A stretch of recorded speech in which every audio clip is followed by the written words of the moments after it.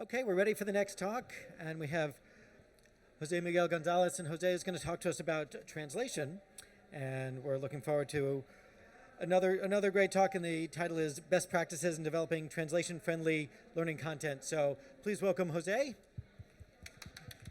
Hi, everyone. So good afternoon, everyone. As the introduction mentioned, this session is going to be around best practices for developing localization-friendly content.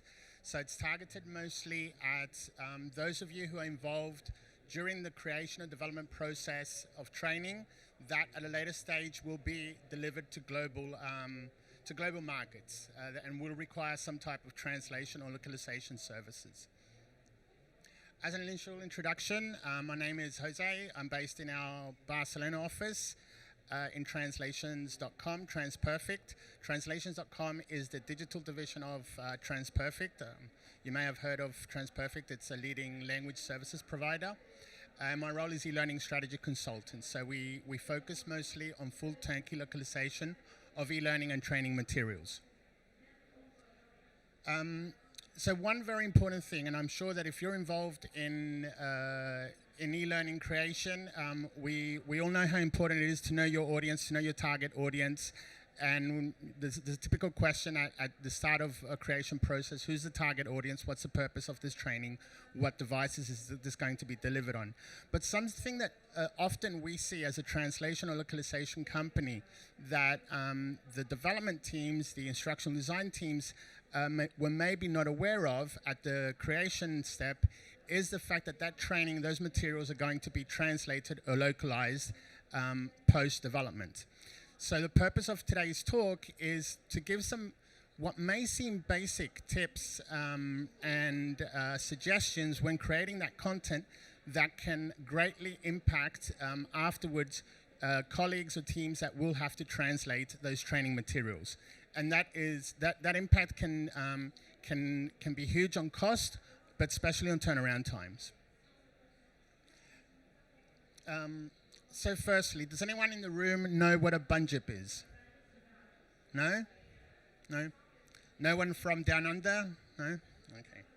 So, although my name doesn't suggest it, I'm Australian. Spanish parents, but born and raised in Australia. In Australia, the Australian Aborigines have a mythical dreamtime creature called the bunjip that lives in a billabong. May sound a bit more familiar because of the clothing brand. A bunjip is just a funny, scary monster. It's harmless.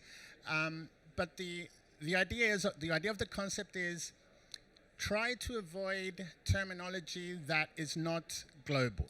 Okay. Examples that are not global, examples that afterwards translators will have a challenge to adapt to their training. Okay. Avoid, very important, avoid references to sport, TV shows when possible. Okay, this is not always possible, and sometimes the learning objectives may take preference over training or linguistic preferences, but avoid references to sport, to TV shows, something that your users in another market may not be aware of. And obviously, very important, politics and religion.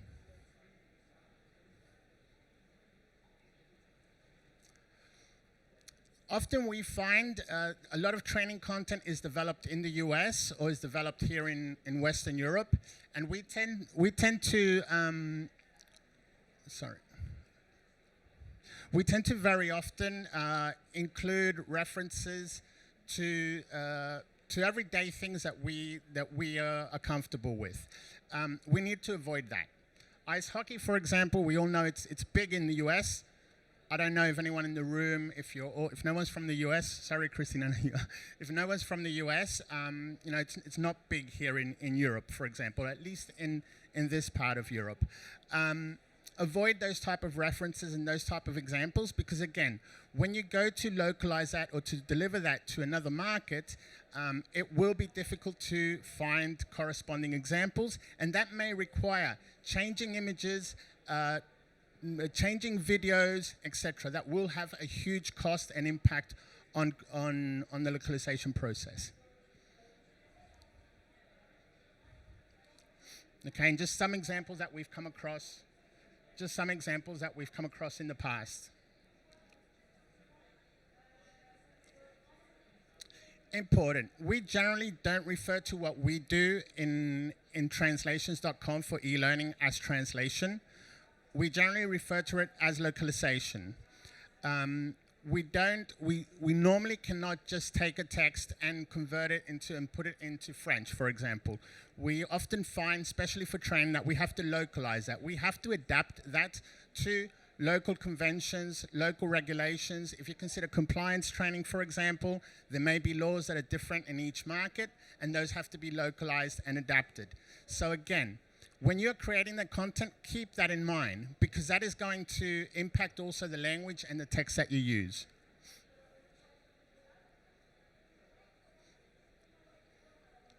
One great example, 911 is not for every market in the world, okay? So we have, and these are things, again, examples that we come across daily in the training that we are asked to localize. And instead of in your content saying, in an emergency situation, always call 911. If you imagine a health and safety training, a fire safety training for your organization, that would be a very common sentence, a very common section of text. You can rephrase that, okay? That would make it a lot easier for the translation and localization teams.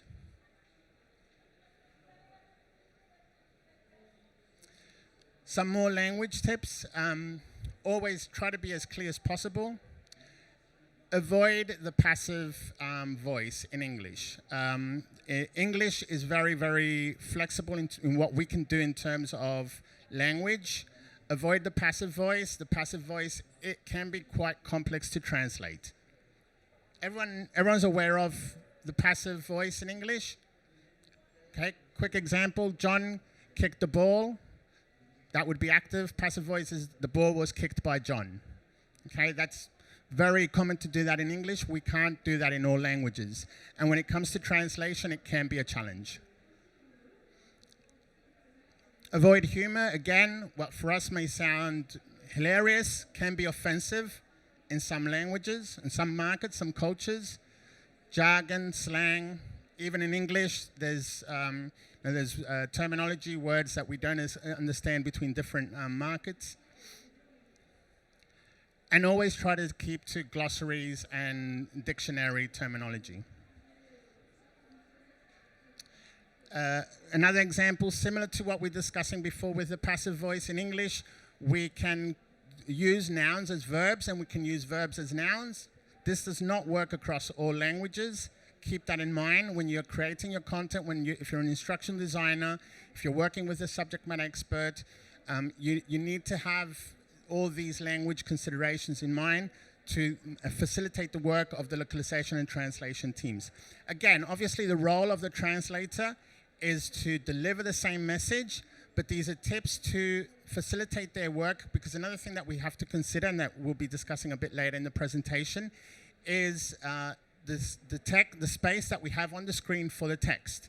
Okay, we can't normally translate. The challenges we have with e-learning compared to with digital learning, can be video, can be modules, compared to more traditional type of documents, is that we don't have the flexibility when it comes to localization or translation, because we are constricted by technical elements or layout elements such as the space on the screen, the size of a button, etc.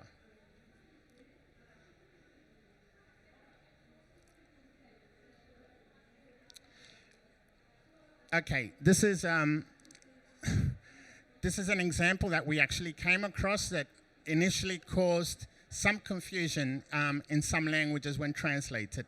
Another thing we have to consider, if you're all aware of the localization process when it comes to e-learning, is that often the translators are having to translate the text out of context, okay?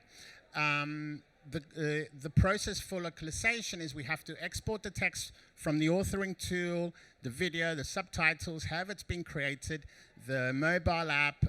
It doesn't really matter the delivery format, but there's always a process of extracting the text, preparing it for translation, and the actual translation happens on a CAT tool, a computer-assisted translation tool. The translators are not generally, they can refer to the training content, they can refer to the video to see it in context, but at the moment that they're translating, they are generally not, they are not translating directly in context. They're having to take a sentence and translate it. So that can sometimes lead to confusions like this one, okay? So in this case, pigtail, we know in English, from the example, it can also be an adjective to a certain shape or form. In many languages, that is just not possible. A pigtail is a pigtail, okay, from the animal. So this can create very embarrassing situations when you translate. Be very consistent in your use of English. It can be a nightmare for translators to have to deliver the same word in their language when you have not been consistent in the use of the English. And that can be because there's abbreviations, that can be because there's a mix of hyphenated, non-hyphenated text for the same term. Again, English can be quite flexible with this. That can be because of the use of capitals. Try to be as consistent as possible. With that said, it's not always possible because you may have UI options, you may have software options that in the actual UI or in the actual interface are shortened or abbreviated because of space restrictions, but then in the training content may be delivered differently. That's okay in those scenarios, but in general, when writing up the content, try to be consistent. Very important. Perhaps one of the most driving factors when it comes to localization costs. If, when you are creating the content, you're aware of text expansion, we can guarantee that the cost for localization engineering can differ by up to 30%. In English, we're able to give a lot of information with relatively few words and basic sentence structures. This is not possible across all languages. Generally, what we find is that there's a text expansion up to 20–30% in most languages when we translate. Again, in a document, for a website even, this may not be a problem. For digital learning, it's a huge problem because we have text in buttons, we have text in on slides, we have text in subtitles, very important. If your text expands by up to 30%, what we often find is that it ends up being very crowded on the screen, very crowded on your subtitles. That doesn't fit in the buttons, it doesn't fit in the animations, wherever that text may sit. If you take this into consideration when you're writing up, when you're designing the content, that will help our localization engineering teams or your localization engineering teams in employing less hours during the localization process. The only way we can resolve that text expansion is either by editing the translations, very costly because you have to go back to the translators, ask them to edit to shorten the translations, and you sometimes lose the original message. Changing font sizes or resizing text boxes. All of that has a cost. All of that means additional engineering hours, has a cost and has a delay in the whole process. Related to that is your choice of authoring tool. In the past, this was a bit more of a challenge because there weren't that many options. Nowadays, there's hundreds, as you can see at this event. From our perspective, as a localization agency, we are big fans of responsive HTML5 tools, precisely because of the previous comment. If you all know how responsive design works, it adapts the content, it repositions, resizes the content to your screen size. If you select a responsive tool, a lot of that resizing that we were discussing previously is done automatically by the tool. Okay, so text expansion is handled by the tool. If you take the same module, the same screen, the same slide, from English to German, a lot of the text, using German as an example, because it is one of the languages that has the biggest text expansion, as we all are aware, the same text can most of it will be resolved by the tool. Okay. Not that much of an issue nowadays. Right to left characters and Asian language characters. This was a huge problem back in the day with some tools that did not support these languages. We would often find training materials that had been developed in English. Our clients had gone into great effort during the development process, and they needed that training deployed in the Middle East, or they needed it deployed in Asia, and then we had to tell them it was not possible because of the authoring tool software they had used. Related to that, always publish in UTF-8. Again, this is quite standard nowadays, Unicode UTF-8. Your font characters will have a huge impact. If we have to embed fonts, that has a cost. And not only does it have a cost, it increases significantly the size of your modules, the size of the training, which can be a problem depending on the limitations of your learning management system.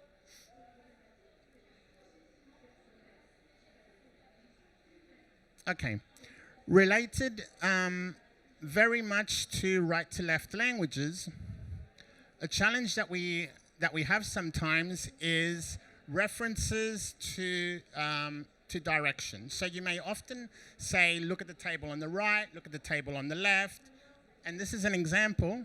I'll just jump to the example, conscious of time also. This is an example we came across in a Hebrew translation once. The text was, there was references, there was instructions to look at a table, look at the text on the right, look at the text on the left. If you have been involved in any localization for Arabic or Hebrew, there are many other languages that are right to left, but the two that are the most common, let's say, everything is in different direction, including buttons, including tables. The software tools that we all work with nowadays also have the possibility in most cases of changing the player from right to left. So what would be next that for, let's say, our Western European languages is generally the next button is on our right as we look at the screen. For right to left languages, that can be flipped over. The same if you have any type of tables, graphs, etc. So avoid, when possible, again, these are just tips, it's not always possible. When possible, avoid references to right, left, because that, when we translate out of context, that can lead to confusion and errors in the translation.